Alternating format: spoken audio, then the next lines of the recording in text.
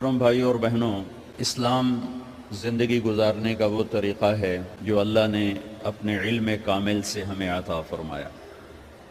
بنیادی طور پر انسان کے بارے میں اللہ تعالیٰ فرماتے ہیں وَمَا أُوتِيتُم مِّنَ الْعِلْمِ إِلَّا قَلِيلًا، کہ میرے بندو تمہارے پاس علم بہت تھوڑا ہے۔ جو جس لائن میں جہاں پر بھی ہے تو یہ آیت اس کے اوپر آتی ہے، تھوڑا علم ہے۔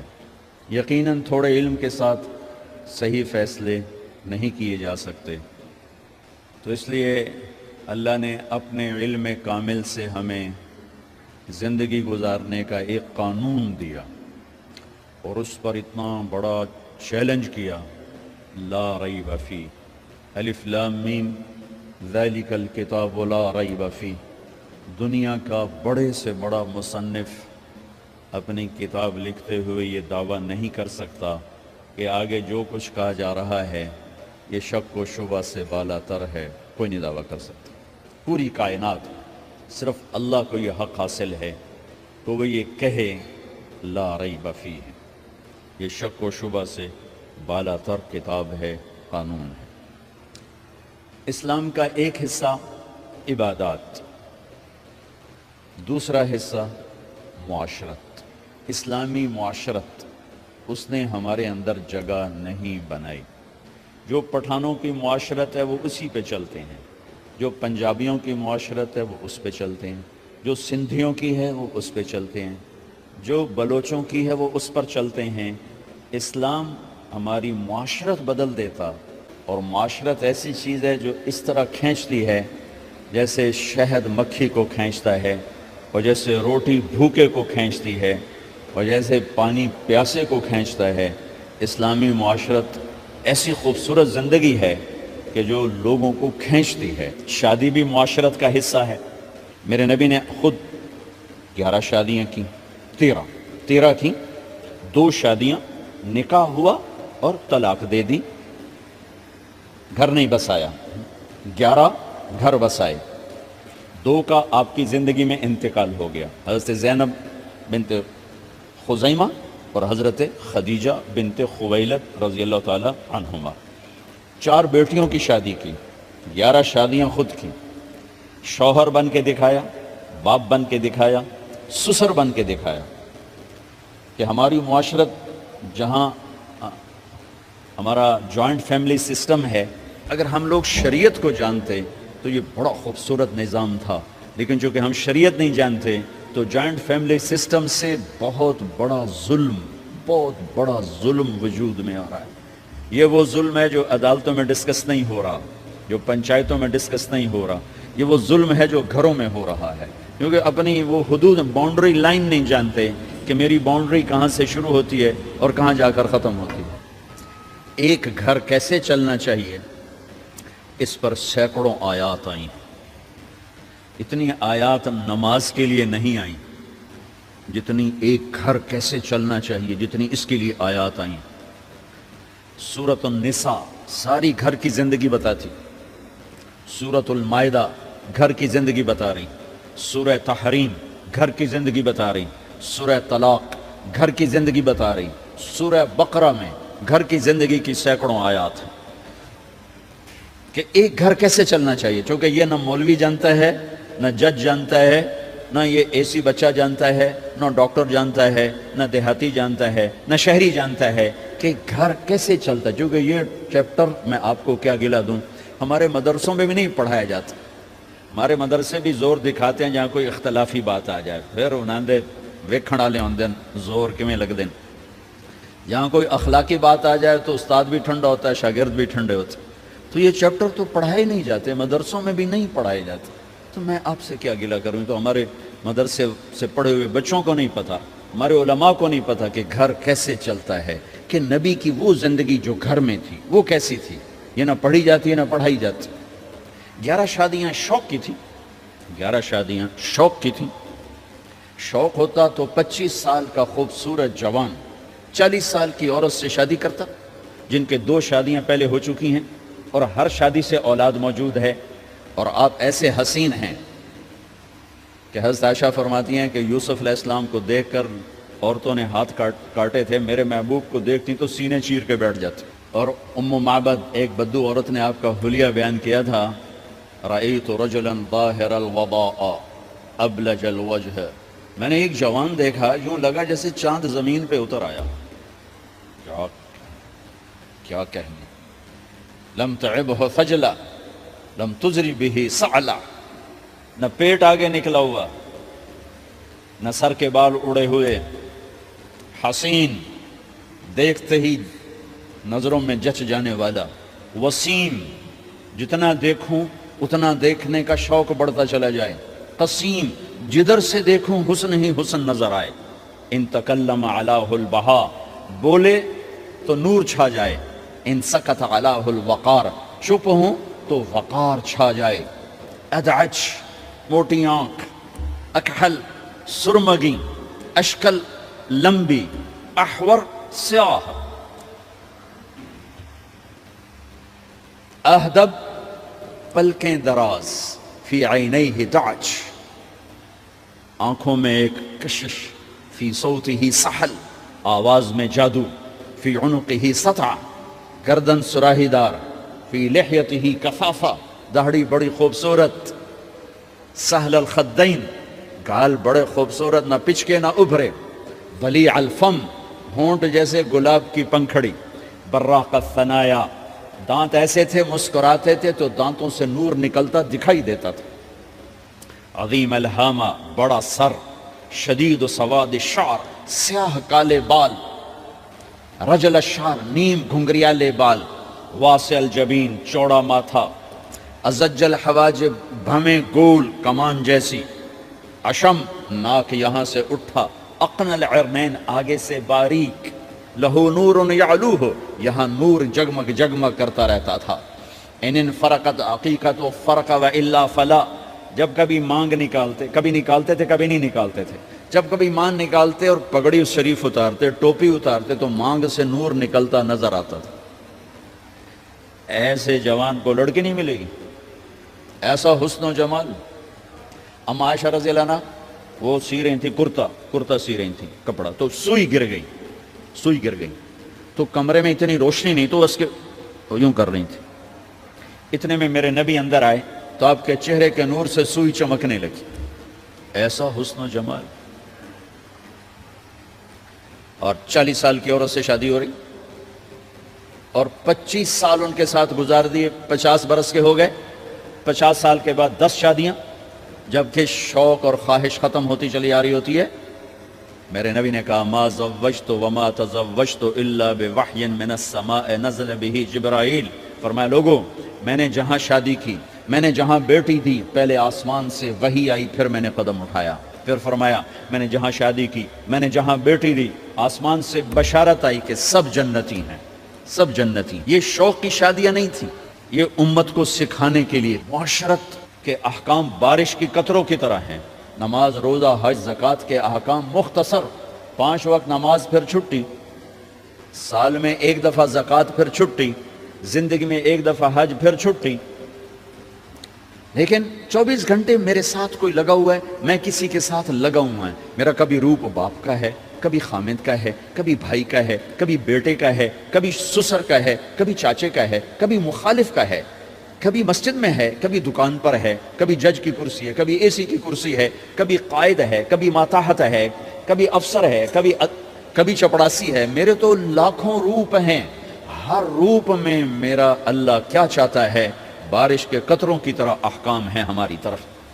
اس میں سے ایک یہ مجلس ہے شادی کی کہ ایک لڑکا اور لڑکی کیسے زندگی گزارے یہ سمجھانے کے لیے، خامند اور بیوی کیسے زندگی گزاریں یہ سمجھانے کے لیے میرے نبی نے 11 شادیاں کی اور اپنی عرب کی معاشرت کو توڑ کر اپنی معاشرت ان پر نافذ فرمائی اور اپنی خوبصورت زندگی ان تک پہنچائی. عرب میں عورت کو ذلیل سمجھا جاتا تھا، اب بھی کوئی خاص عزت کوئی نہیں ہے. تو میرے نبی نے فرمایا خیرکم خیرکم لأہلہ، سب سے بہترین مسلمان وہ ہے جو بیوی سے اچھا سلوک کرتا ہو. وما انا خیر لأہلی، اور تم سب میں میرا سلوک اپنی بیویوں کے ساتھ سب سے اچھا ہے، سب سے اچھا ہے.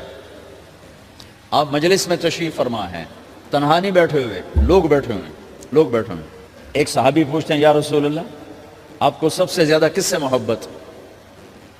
آپ کو سب سے زیادہ کس سے محبت؟ سبحان اللہ، کیا زندگی سمجھائی ہے میرے نبی نے۔ بھائیو کچھ سیرت پڑھا کرو اللہ کے واسطے، صرف اخبار دے مگر ہی نہ لگے رہا کرو، میرے نبی کی زندگی کچھ پڑھا کرو، صحابہ کی زندگی پڑھا کرو، صحابیات کی زندگی پڑھا کرو۔ میرے نبی سے مسجد میں الگ نہیں، اکیلے نہیں، مسجد میں لوگوں کے سامنے ایک شخص پوچھتے ہیں یا رسول اللہ آپ کو سب سے زیادہ کس سے محبت ہے؟ آپ نے کہا عائشہ سے۔ ہمارے ماحول میں کوئی یہ کہہ سکتا ہے مجھے اپنی بیوی سے سب سے زیادہ پیار ہے؟ اس سے ویلے انہوں نے فتویٰ لا بے اران مرید آ گیا انہیں آئے ویکھو بھائی زان مرید آ گیا جی۔ جس سے سب سے زیادہ محبت کرنی تھی اسی کو سب سے زیادہ ذلیل کرتے ہیں۔ دیکھو سب سے اہم رشتہ، میری بات غور سے سننا چونکہ ہمارا معاشرہ اس کو شاید ہضم نہ کر سکے تو آپ بھی نہیں کر سکیں گے۔ سب سے اہم رشتہ خامد اور بیوی ہے، سب سے مقدس رشتہ ماں باپ، سب سے مقدس رشتہ ماں باپ، لیکن سب سے بنیادی رشتہ خامد اور بیوی ہے۔ اللہ نے پہلا رشتہ جو دھرتی پہ قائم کیا وہ ایز اے ماں باپ نہیں، ایز اے خامد اور بیوی۔ آدم کو خامد بنایا، حوا کو بیوی بنایا، پھر انہی کو ماں باپ بنایا، انہی کو دادا دادی بنایا، انہی کو نانا نانی بنایا، انہی کو ساس اور سسر بنایا۔ سارے رشتے خامد اور بیوی سے جنم لیتے ہیں، آگے یہی دو رشتے روپ بدلتے ہیں۔ خامد اور بیوی کا رشتہ سب سے بنیادی ہے، سب سے اہم ہے، سب سے بڑا ہے، اور سب سے پہلا ہے اور سب سے آخری ہے۔ پہلا رشتہ بھی خامد اور بیوی کا قائم ہوا، اور دنیا میں بھی آخری رشتہ خامد بیوی رہ جاتا ہے۔ پتران دی شادی ہو گئی، دیاں دی بھی شادی ہو گئی، بڈھا بڈھی کلے بیٹھے۔ ہمارے دیس کی کہانی کیا، میرے گھر کی کہانی۔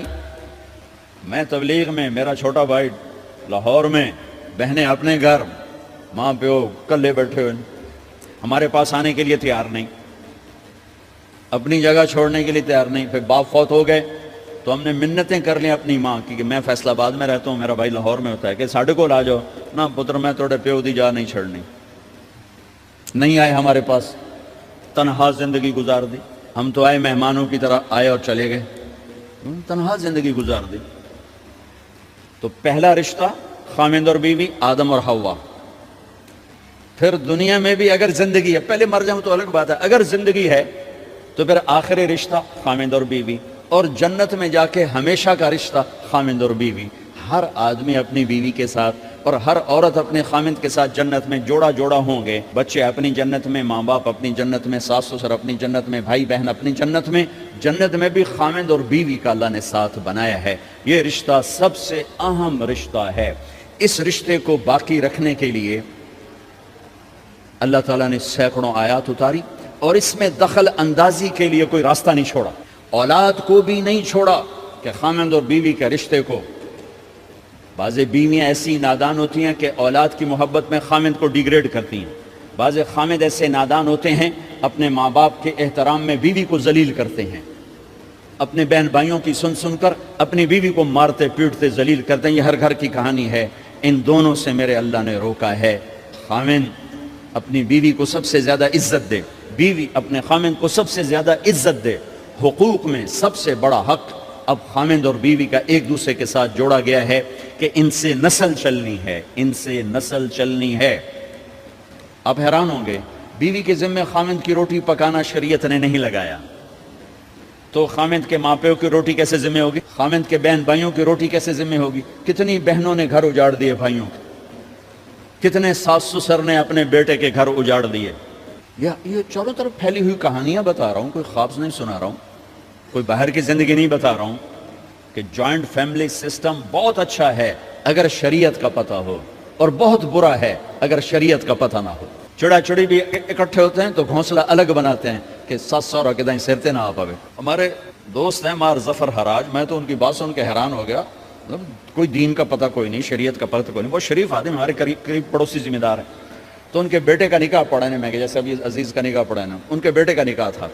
تو ابھی مہمان نہیں آئے تھے تو ہم ایسے بیٹھے تھے، تو مجھ سے کہنے لگے مولانا صاحب میری بیگم میں نے آخیا کہ گل سن آپ ہن ہنڈ گئے ہیں، ان کر میرے پوتر دا گھر وکھرا بنا، او نوے اساں کہے دی دھی لائے تے آئیے تو مڑ اساں اودے تے سر تے بیٹھے ہوئیے پہلے میرے پتر دا گھر وکھرا بنا او دی ڈولی وکھری لایا تو مڑ میں شادی کرساں پتر دی. چلو وہ تو طاقت رکھتے تھے, انہوں نے الگ گھر بنایا. شریعت نے یہ عورت آنے والی لڑکی کا حق رکھا ہے کہ اگر خاوند کے پاس طاقت ہے تو اس کو الگ گھر دے. اگر وہ ڈیمانڈ کرے کہ آپ مجھے الگ گھر لے کر دیں تو یہ ماں باپ کی نافرمانی نہیں, یہ حق تلفی نہیں, اس آنے والی کا حق ہے کہ اس نے تیری نسل کو سنبھالنا ہے. اگر یہ ساس کے بھی سنیں, سسر کے بھی سنیں, نندوں کے بھی سنیں, دیور کے بھی سنیں, پھر تیرے بھی سنیں, تو یہ تو پاگل ہے, یہ بچے کہاں سے پالے گی؟ یہ بچوں کی تربیت کب کرے گی؟ یہ تو دن کو روئے گی کہ سس آکھے, رات کو روئے گی سو رہے آکھے, اگلے دن آکھے گی میں نے تو تیری بہن آکھے. تو اس کو تو بچے پالنے کا وقت نہیں. ہماری نسل کیوں برباد ہو گئی کہ ماؤں نے اپنی ڈیوٹی چھوڑ دی ہے. 3 سال کا بچہ سکول میں ڈالنے لے بلا سکول والوں کیڑی فکر ہے, انہوں نے پیسے لے کے انہوں کھڑاونا. میرے نبی نے کہا 7 سال تک تو نماز بھی نہ کہو, گلے سے لگا کے رکھو. 7 سال تک نماز بھی نہ کہو, بس اس کو قریب کرو قریب کرو قریب کرو. 10 سال میں جا کے نماز کہو. 3 سال کے بچے کو ڈالتے ہیں اسکولوں میں, اس کے لاشعور میں ماں باپ سے نفرت پیدا ہو جاتی ہے. یہ میری اب بیتی ہے. اللہ نے مجھے تبلیغ میں لگا دیا تو شریعت پڑھنے کے بعد اللہ نے میرا سر جھکا دیا, ورنہ میں تو بالکل باغی ہوتا. تو میرے نبی فرما رہے ہیں 7 سال تک نماز بھی نہ کہو, بس سینے سے لگا کے رکھو تاکہ تمہاری صفات منتقل ہوں اور تمہاری محبت ان کے اندر منتقل ہو. تو جب بیوی پر پورے گھر کا بوجھ پڑ گیا تو وہ اپنے بچوں کو کب پالے گی اور بچوں کی کب وہ تربیت کرے گی؟ وہ تو صبح سے شام تک چولہے پر تھک چکی ہے, اور اوپر سے جو تانے ہیں وہ الگ ہیں, جلی کٹی, کبھی ساس کہہ رہی, کبھی سسر کہہ رہا, کبھی بہنیں, کبھی دیور. تو وہ تو بالکل بیچاری پاگل ہو جاتی ہے. کہیں اس کا الٹ بھی ہوتا ہے, آنے والی ایسی آتی ہے کہ پورے گھر کو تباہ کر کے ماں باپ کو بھی دھکا دلا کے اپنے خامند کو لے کے نکل جاتی. ایسا بھی ہے لیکن یہ بہت کم ہے. ابتدائی رشتہ خامند اور بیوی ہے. خامند اور بیوی یہ ابتدائی رشتہ ہے. اللہ نے آدم کو بنایا اور حوا کو ساتھ بیوی بنایا, اولاد بعد میں دی. اور ایک اور بات, آدم کو بنا دیا مٹی کا پتلا کٹھا کر کے, مٹی کٹھی کر کے پتلا بنا دیا. 40 سال کے بعد روح ڈالی, چل بھائی جا جنت, اور اکیلے بھیج دیا, بیوی نہیں دی. حالانکہ اللہ چاہتا تو ساتھ ہی حضرت حوا کی مٹی کا ڈھیر بھی لگا دیتا, اس کا پتلا بھی تھپ دیتا, فرشتوں سے تھپوا دیتا, اور پھر 40 سال کے بعد دونوں کو کٹھا جنت میں ڈالتا. بہت سارے پیغام, اس میں بہت سارے پیغام. تاخیر ساتھ نہیں بنایا, دیر سے بھیجا. انتظار قدر کو بڑھانے کے لیے کہ عورت کی قدر کرنا, کمزور ذات ہے, کمزور مخلوق ہے, قدر کرنا. دوسرا, پہلے دن پتلا نہیں بنایا کہ ننگا پڑا ہو. عورت کا پتلا ننگا ہو, مٹی کا ہو, پتھر کا ہو, تو اس میں کیا کشش؟ تو ان مرد کے لیے کشش کوئی نہیں, تو فرشتوں کو کیا کشش تھی؟ پہلے دن سے عورت کو پردے میں بنایا, بے پرد نہیں کیا, بے پرد نہیں کیا, اس کا پتلا نہیں بنایا, اسے ننگا نہیں چھوڑا, اس کو پہلے دن سے کورڈ. اور کیسے بنایا؟ فرشتوں کو کی آنکھوں پہ پردہ اور آدم کو سلا دیا. آدم علیہ السلام سوئے ہوئے ہیں, فرشتوں کی آنکھوں کے سامنے پردہ ڈال دیا گیا. جب آدم اٹھے ہیں, اور ایک اور بات, جنت میں رہ کر بھی آدم علیہ السلام کا دل نہیں لگتا تھا, اداس اداس رہتے تھے. اماں آئی تو بابے دا دل لگا, تو اداس رہتے تھے جنت میں. جب آنکھ کھلی تو اپنے لیفٹ سائڈ پہ ایک خاتون سر سے لے کر پاؤں تک لباس میں. آپ نے سنا ہے نا, یوسف علیہ السلام دنیا میں سب سے خوبصورت ہستی پیدا کیے گئے. یہ مردوں میں, عورتوں میں سب سے خوبصورت حضرت حوا کو پیدا کیا. کون ہے؟ کہتے ہیں اللہ کی. اب آدم تیری بیگم کون ہے؟ تیری بیگم. نکاح پڑھایا, پھر کہا آدم مہر ادا کرو. تو انہوں نے پوچھا کیا مہر دوں؟ تو وہاں تو سونا چاندی ڈھیر لگے پڑے تھے. اللہ تعالیٰ کہتے دا من سونا چاہ کے دے دے. میرے اللہ نے کہا تیری نسل میں میرا آخری حبیب آنے والا ہے, اس پہ ایک دفعہ درود پڑھ دے, یہ مہر ہے. سیدھے ہاتھ میں برکت ہے. پیدا کیا الٹی طرف سے. الٹی طرف سے کیوں پیدا کیا ہے؟ کہ الٹی طرف دل ہے, اور دل کے نیچے جو پسلی ہے وہاں سے پیدا کیا. اس میں پیغام کیا دیا کہ عورت جس روپ میں ہو, پہلا روپ اس کا بیوی بنا, پھر وہ ماں بنی, پھر اس آگے بیٹی کا روپ ہے, پھر بہن کا روپ ہے, پھر خالہ ہے، پھوپھی ہے، دادی ہے، نانی ہے، ساس ہے، جس روپ میں بھی عورت ہے اس کو دل کے قریب جگہ دو۔ یہ دل کے نیچے سے پیدا کرنے میں یہ پیغام دیا گیا ہے، اسے ذلیل نہ کرو، اسے خوار نہ کرو، اسے بے عزت نہ کرو، اس پر شدت نہ کرو۔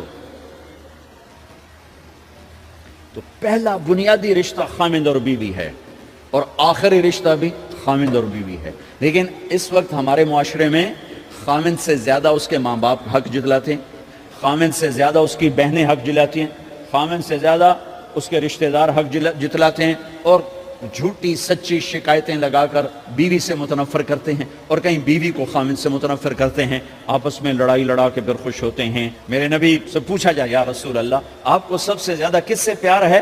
تو آپ نے کہا عائشہ سے۔ اللہ، وہ جھینپ کے کہنے کہ نہیں، میں پوچھ رہا ہوں لوگوں میں آپ کو کس سے زیادہ پیار ہے؟ تو آپ کہتے ابو بکر سے۔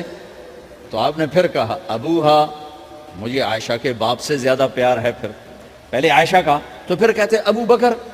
تو آپ نے کہا نہیں، ابوہا، مجھے عائشہ کے باپ سے سب سے زیادہ پیار ہے۔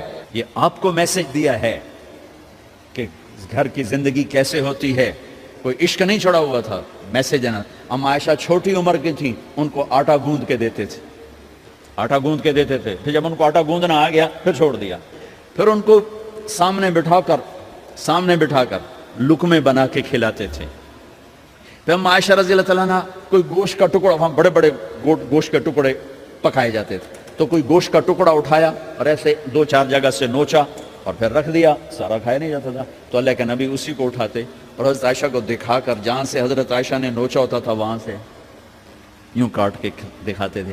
پھر حضرت عائشہ رضی اللہ تعالیٰ نے گلاس اٹھایا پانی پینے کے لیے، جہاں ہونٹ لگائے پہ گلاس رکھ دیا، بڑے بڑے گلاس ہوتے تھے، تو حضرت ہمارے نبی اٹھاتے تھے، جہاں عائشہ کے ہونٹ لگے ہوتے تھے وہاں ہونٹ لگا کے پانی پیتے تھے۔ یہ آپ کو سکھانے کے لیے ہے، اپنے گھر والوں کے ساتھ بیٹھ کے کھانا کھاتے۔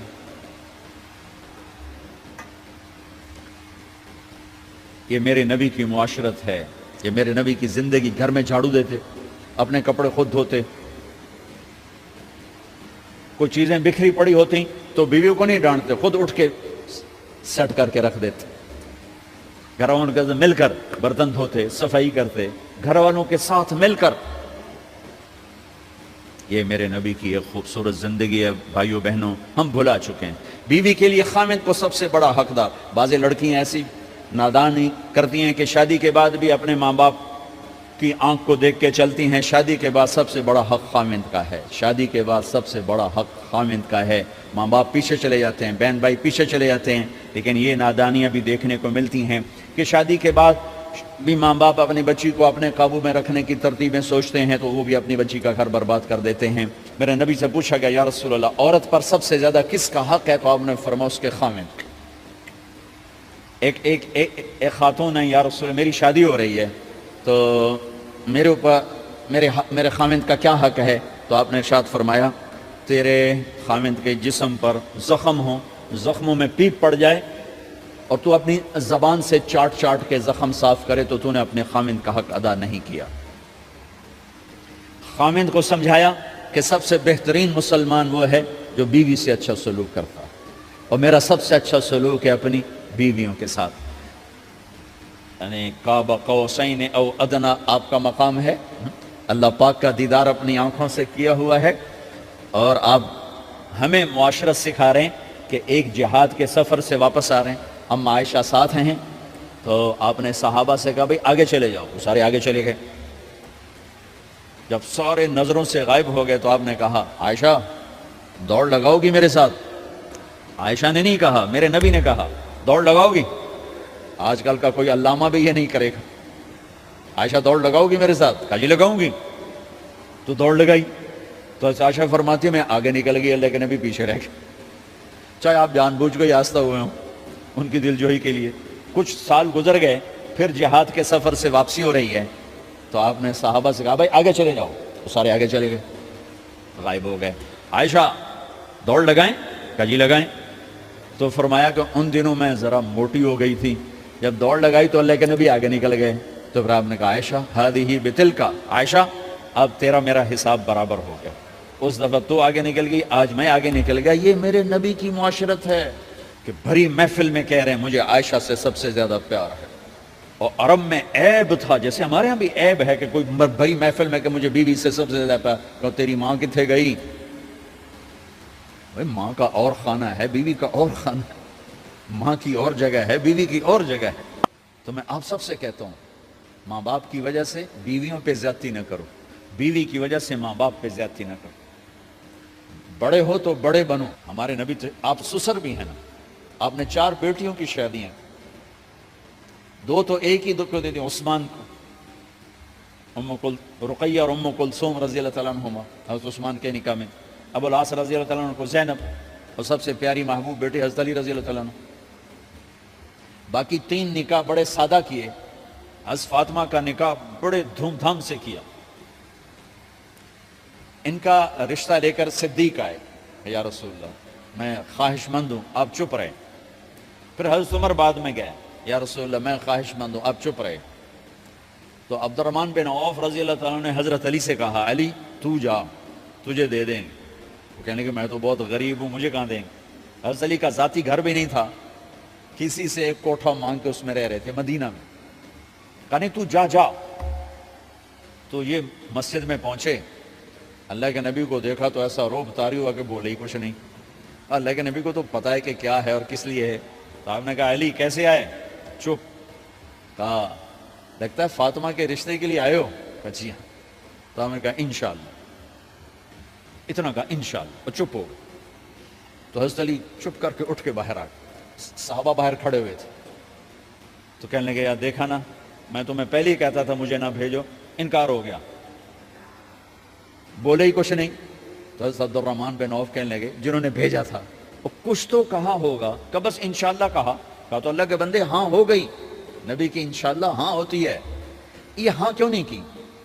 سبحان اللہ، اللہ اکبر. یہ ہاں کیوں نہیں کی؟ گھر گئے، فاطمہ علی کا رشتہ آیا کر دوں، اس لیے ہاں نہیں کی. ہم تو بیٹیوں سے پوچھتے ہی نہیں، عیب سمجھتے ہیں بیٹیوں سے پوچھنا. یہ میں گاں نو بن چھڑیا قلعے نال، ایویں اسی دیاں نو بن چھڑنے قلعے نال. مجھے ایک اپنی مطلب برادری لیول کے ایک خاتون کا فون آیا کہ مولانا پڑھایا مجھے لاہور میں اچھے کالجوں میں، اور میری منگنی کرتے وقت مجھ سے پوچھا ہی نہیں، اور ایک شرابی سے منگنی کر کے مجھے اطلاع دی سی تیری منگنی کر چھڑی ہے، فلانی تاریخ نو تیرا نکاح بھی ہونا ہے. مجھے آج تک گلہ ہے. پوچھ لیتے، اگر نہیں پوچھا تھا چلو میں نہ ساڑھے پنجاب کوئی نہیں پوچھ دے، گاں موج دی طرح ٹور چھڑ دین تو چلو اتنا تو ویکھ لیندے بھی کم از کم شراب تو نہ پیندا ہویا. ایک شرابی نال میرا نکاح کر چھڑ. ساری زندگی اڈیاں رگڑ رگڑ میری گزر گئی.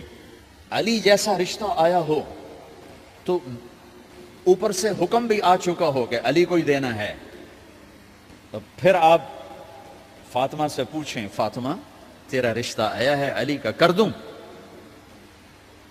حضرت فاطمہ نے ہاں کی تو پھر مسجد تشریف لائے. یہ آپ کو معاشرت سکھائی جا رہی کہ بیٹیوں سے بھی پوچھو، زندگی انہوں نے گزارنی ہے، تم نے تو نہیں گزارنی. بس میری غیرت دا سوال ہے، میں اتنا ہی کرنا نہیں تھا بیٹھی رہے. میری اپنی فیملی میں اتنی عورتیں بوڑھی ہو کے قبروں میں چلی گئیں، بس اتنا ہی کرنا نہیں کرنا تھا بیٹھی رہے. وہ بیٹھی رہ گئیں. یہ ظلم و ستم ہے جو تمہاری عدالت میں بھی نہیں آتا، کوئی کیس بھی نہیں ہوتا، لیکن اللہ کی عدالت میں کیس درج ہو چکا ہے کہ میرے نبی نے علی جیسے داماد کے لیے بھی پہلے پوچھا، حالانکہ اوپر سے اشارہ ہو چکا ہے. ابھی بتاتا ہوں میں. فاطمہ بیٹی علی کا رشتہ ہے، کر دوں؟ انہوں نے کہا کر دیں. پھر کہا بلاؤ. پھر علی آئے، کہا علی جمع کرو لوگوں کو. مسجد ساری بھر گئی. تو آپ ممبر پر تشریف فرما ہوئے. حضرت علی کو ایسے سامنے بٹھایا، کہا لوگوں مجھے جبریل اللہ کی طرف سے پیغام دینے آئے ہیں کہ میں اپنی بیٹی فاطمہ کا نکاح علی کے ساتھ کر دوں. آسمان سے وحی بھی آئی ہو اور پھر بھی پوچھا جائے، یہ میرے نبی کی معاشرت ہے. ہم تو پوچھنا عیب سمجھتے اور اسے ذلت سمجھتے.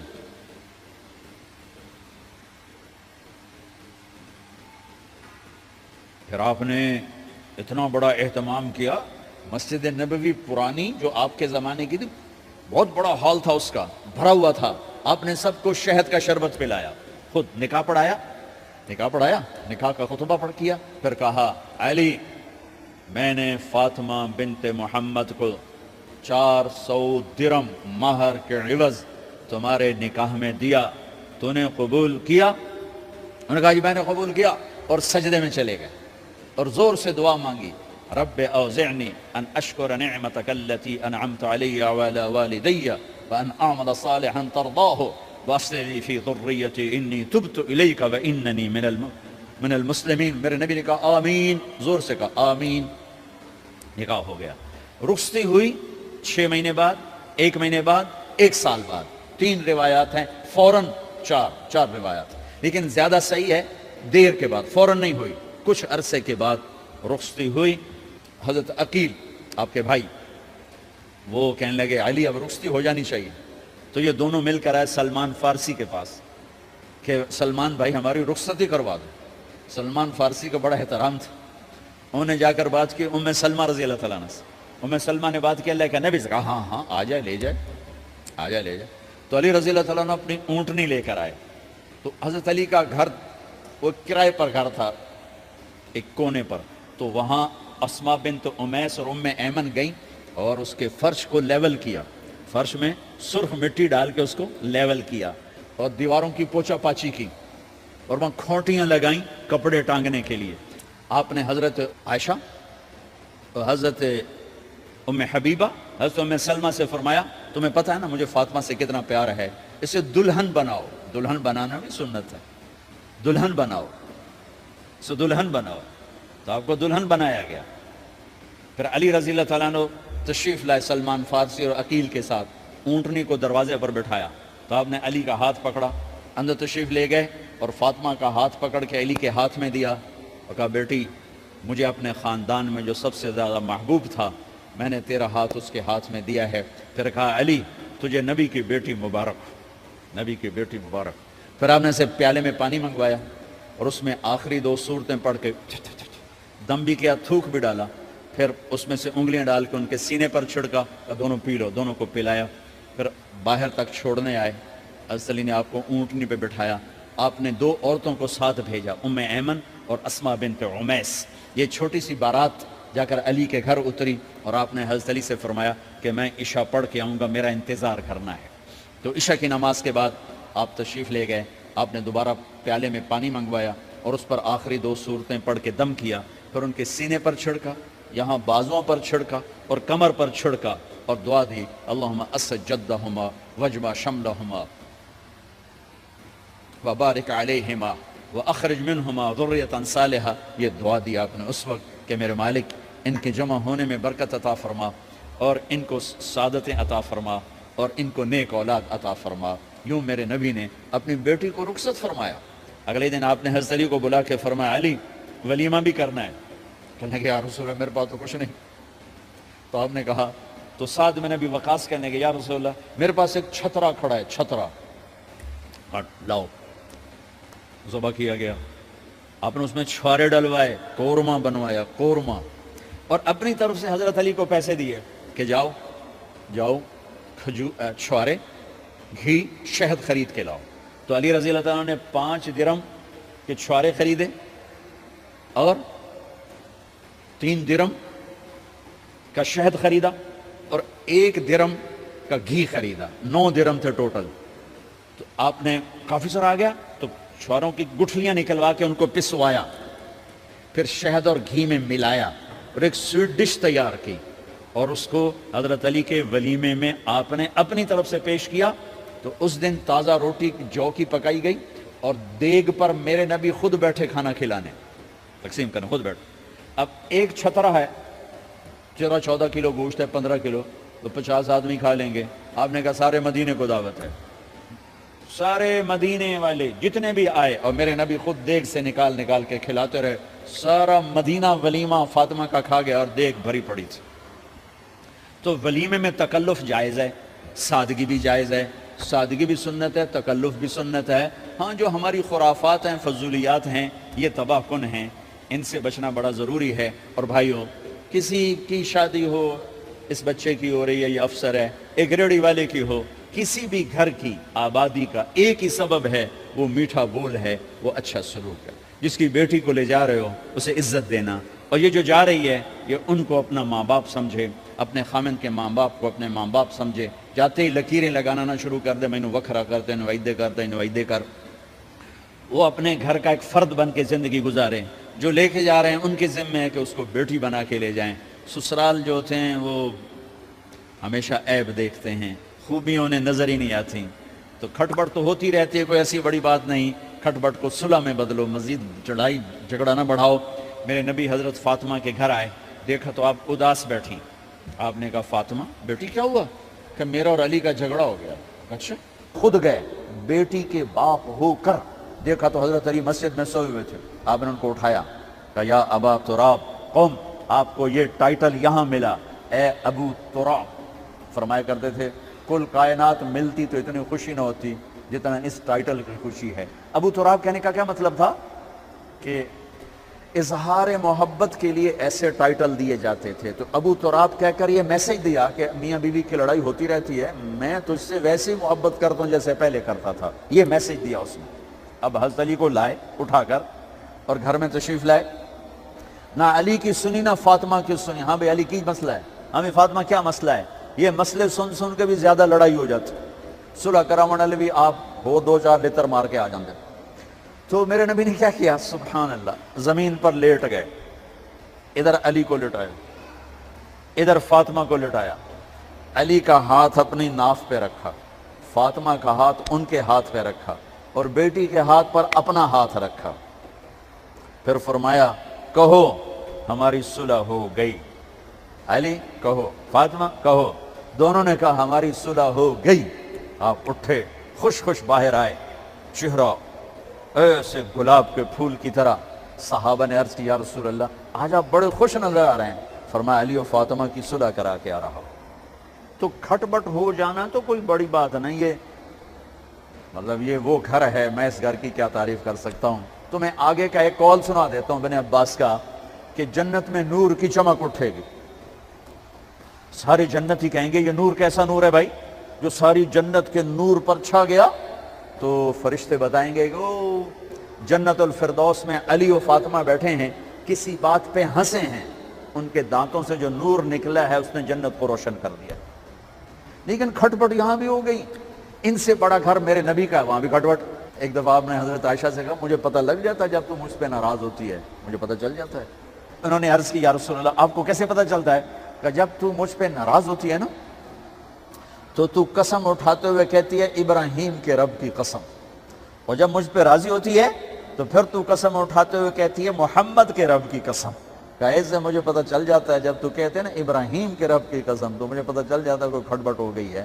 تو نبی کے گھر میں بھی ہو جاتی ہے، یہ مسئلہ تو ختم ہوگا۔ جنت میں ہمارے ذمہ ہے کہ ان چیزوں کو کم کریں، یہ ایک میرے نبی کی معاشرت ہے میرے بھائیو، اسے سیکھو، اسے سمجھو، اسے پڑھو۔ تو بھائیو میرا نبی ایک زندگی دے کر گیا ہے، یہ چونکہ شادی کا موقع ہے اس کو میں نے تفصیل سے بیان کیا ہے، اس کی تفصیل بیان ہی نہیں کی جاتی، یہ اتنی ضروری ہے جتنی نماز ضروری ہے۔ نماز تو 5 وقت پڑھیں گے، زندگی 24 گھنٹے روپ بدل رہی ہے، ہر روپ میں میرا نبی کیا چاہتا ہے اس کو سیکھو، اس کو سمجھو، کرو گے اللہ آپ کو چمکائے گا، بنائے گا۔ اپنی کمائیوں میں حلال لاؤ، حرام سے بچو۔ جج بھی بیٹھے ہیں، وکیل بھی بیٹھے ہیں، کسی ظالم کے وکیل نہ بنو۔ وَلَا تَقُلْ لِلْخَائِنِينَ خَصِيمًا۔ آپ کو ایک آیت میں جوڈیشری، جج، مقننہ اور وکلاء کا پیغام اللہ کا سنا دیتا ہوں۔ اِنَّا أَنزَلْنَا إِلَيْكَ الْكِتَابَ بِالْحَقِّ لِتَحْكُمَ بَيْنَ النَّاسِ بِمَا أَرَاكَ اللَّهُ وَلَا تَقُلْ لِلْخَائِنِينَ خَصِيمًا۔ مقننہ، قانون ساز، تو اِنَّا أَنزَلْنَا إِلَيْكَ الْكِتَابَ بِالْحَقِّ، قانون بنانے کا حق اللہ کو ہے، اللہ کے قانون کو اپناؤ۔ آگے جج حضرات، فَحْكُمْ لِتَحْكُمَ بَيْنَ النَّاسِ بِالْحَقِّ، ججوں کو حکم ہے کہ حق فیصلے کرنا، بک نہ جانا، دب نہ جانا، حق کے فیصلے کرنا۔ تیسرا وکلاء کو وَلَا تَقُلْ لِلْخَائِنِينَ خَصِيمًا، ظالم بددیانت کی وکالت کے لیے کھڑے نہ ہو جانا ورنہ